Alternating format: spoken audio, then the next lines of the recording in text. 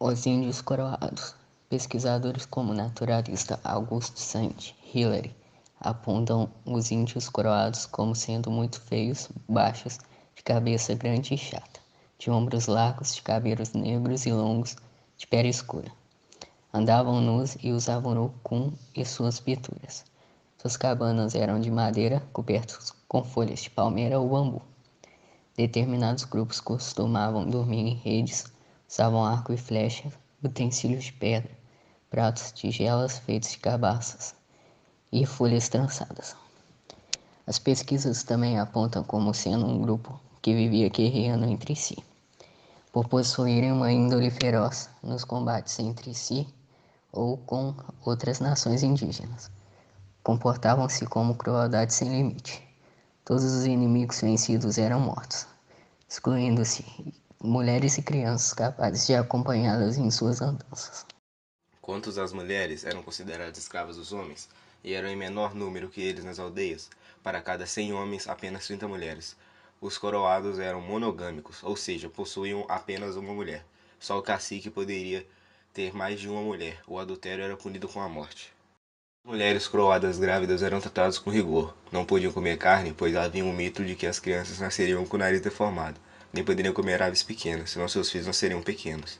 Também os maridos não podiam comer carne, e para não serem tentados, eram desarmados durante a gravidez. Note-se, portanto, que os coroados alimentavam-se quase exclusivamente de frutas, sendo a caçada uma alimentação secundária. O título de cacique era passado do pai para o filho mais velho. Na falta dele, herdava o segundo ou terceiro filho. Por volta dos 12 anos, os filhos dos coroados, contando com a ajuda dos pais, construíram seus próprios ranchos, passando a viver com os demais membros da tribo, que não possuíam mulheres.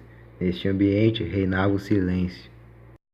As meninas viviam com seus pais até por volta dos 14 ou 15 anos, quando então o cacique principal dispunha delas e as concedia em casamento.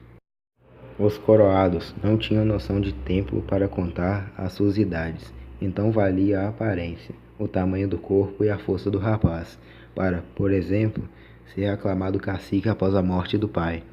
As festas dos coroados eram realizadas depois de passar um bom tempo do fato que as motivava, quando não houvesse mais receio que os inimigos os pegassem de surpresa. Com o crescimento da colonização, aconteceu com os coroados que viviam na região, que seria no futuro Petrópolis, o mesmo que ocorreu no resto do Brasil. As tribos foram dizimadas. Índios que sobravam após sangrentas batalhas passaram a perambular entre o Rio Preto e o Paraíba, atacando as famílias que residiam no Tinguá, Pátio dos Alfeiras e outros povoados ao longo do Caminho Novo. Silvio Alberto diz que, em virtude destes ataques, o vice-rei Dom Luís de Vasconcelos, em 1789, manda o capitão de Ordenças Inácio de Souza Werneck rebatê-los nas próprias aldeias e que, mais tarde, o mesmo vice-rei incube João Rodrigues da Cruz, este, com a ajuda do padre Manuel Gomes Leal, consegue aldeá-los à margem do caminho do Rio Preto, onde os sobreviventes ficaram vigiados. Receberam esse nome devido ao hábito de cortar os cabelos no alto da cabeça, aparentando usarem uma coroa. O cacique era o senhor de até 100 famílias, era uma espécie de rei, a quem paga o do tributo era lavrar as terras e colher os seus frutos. O cacicado era passado de pai para filho. Viviam sem Deus, sem leis e sem limites para o sexo ou para as necessidades fisiológicas. Segundo alguns historiadores, os índios coroados cobriam seu corpo com couro preto dos ombros aos joelhos. Outros usavam penas presas à cintura.